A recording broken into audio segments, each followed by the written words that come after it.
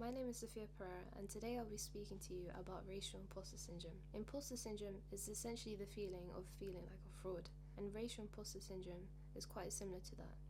It often contributes to your skin color and your ethnicity, and quite often they don't seem to correlate. Who am I? Well, I was born and raised in Southwest London. My mom's Italian and my dad's half Swedish and half Sri Lankan. I have a dual nationality. I have an Italian passport and a British passport, so I have citizenship for both. But I also classify myself as Sri Lankan and Swedish, as they are part of my heritage and part of my bloodline. So we are often categorized into ethnicity, race, and nationality. So my ethnicity is 50% Italian, quarter Swedish, and quarter Sri Lankan. My nationality is British and also Italian. My race is white. Quite often than not, these categories can be quite problematic, especially if you don't fit into just said one. When I have to fill out forms, I generally tick the other or the white other box. For everybody, there isn't a box for them, so it can make you feel quite isolated and alienated. Why infrared? My features may still be visible through the infrared, but they're more suggested to you than told. I chose to turn the camera on myself. I initially did think about interviewing my father, my granddad, and my auntie, but their experiences are very different to mine. As someone who is seen as white, I fit into different boxes that they do. They have a lot darker skin tone, and their experiences I haven't experienced, and vice versa.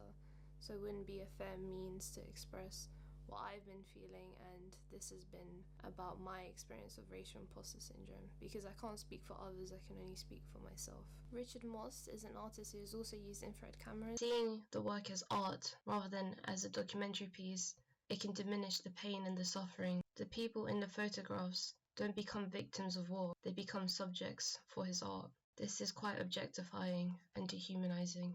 I chose to use this technology and turn it on myself, as racial imposter syndrome is something that I've dealt with for a very long time. I haven't known the correct terminology for it until quite recently, and once I did find out, I was like, yes, this is what I've been going through. I've also been looking at a lot of case studies and a lot of personnel and people who have also been going through the same thing as I have. They feel a bit insecure or a bit unsure of identity and how they should present themselves and state who they are to the rest of the world. So some questions that I get asked almost on a day-to-day basis is, who are you, what are you, where are you from?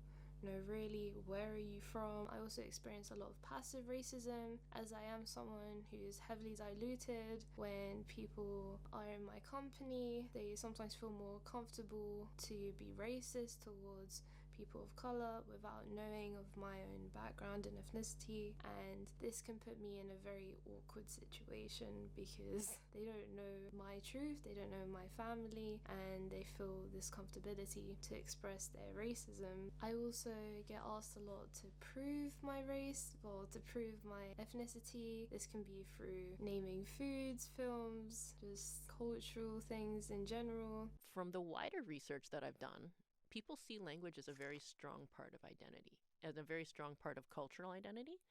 That sort of enormous pride in the language actually puts a lot of pressure on, say, the grandkids who aren't very good at it. And there's a little bit of linguistic gatekeeping going on there, where there is an element of discomfort for heritage speakers who are less fluent, because they do feel like it's an important part of their heritage. They do feel that pressure to be better at it. And many times the message they're receiving from within the community, but also from the broader community, speaking back to this idea of race as a construct and what it means to be authentic, is that until they do it right, they're not, or by not being perfectly linguistically proficient, they're in some way rejecting their cultural heritage. That question of who gets to decide and how do they get to set themselves up as the judge. Be yourself and own your own experience, because it is distinct and unique, but also know that you're not alone. Many, many, many other people over the years and right exactly now in this moment are in the same situation, trying to figure out, who am I, where is home? Am I doing it right in a sense? Also, other people may set themselves up as judges, but you don't have to take that on board. Some questions that I've asked myself: what do I identify as? What am I allowed to identify as? Also, I have to recognize that being white or being white passing comes with its own privileges. my experiences and the same shared experiences of people of color, and I have to respect that and acknowledge that and know that my day-to-day isn't the same day-to-day as they experience. Another thing that I often ask is, why does my race and my skin color dictate my heritage? Why is skin color the only claim that you can have to heritage and culture? I often ask, do I qualify? Yeah, there's also a lot of white guilt, which I'm very familiar of, especially knowing that my surname Perera has a lot of heavy history to it. It's a Portuguese name. When the Portuguese colonized Sri Lanka, I look like one of the colonizers, and it's something that I have to just live with. I can't change that. I didn't colonize anybody, but I know historically people have been colonized by people who look like me. So I have to take that weight and know that I do hold the whiteness in me too. So it's kind of like these two counterparts clashing towards each other. I also decided to do this project after I was experiencing a lot of people coming to me and asking me who I am, what I am, telling me what I am, and there's this need. Why is there a need to tell a stranger where I'm from? How will it benefit or affect their day-to-day life? Why is it necessary? You don't ask me for my name, you don't say hello, but you need to know where I'm from. I don't understand how this is of relevance. I mean, I think the most difficult times is like when family members and people that I'm very close to experience racism and discrimination, and I feel empathy and I feel pain because they're people that I love and they're people that I care about, but I also acknowledge that I don't experience those same things, but it also doesn't mean that I can't feel for them. It's like I'm living it through them as well at the same time. When you're there witnessing it firsthand and you can see the pain and the hurt, especially with someone that you love, like you feel that pain, but at the same time you feel that guilt as well, because it's people who look like you that are inflicting this on them, generally speaking, and it's kind of like a mirror looking back at you, telling you. But at the same time, I would like to be recognized more than just an ally, because I'm not just white. That's not just who I am. Don't know if it's guilt more than just helplessness. It affects me the most because I feel so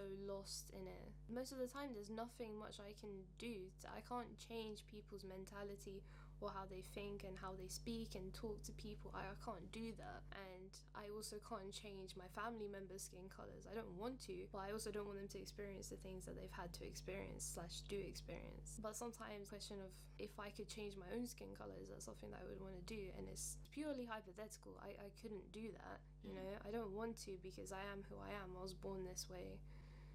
Digress and neglect that part of me too, because that would be discriminatory too. But at the same time, sometimes there's a sense of community when you look like the people around you as well. When people know my ethnicity, I feel way more accepted. Like, I feel way more within the community once I've told people my truth. Like, a gate's just been opened and people are like, oh, you're one of us.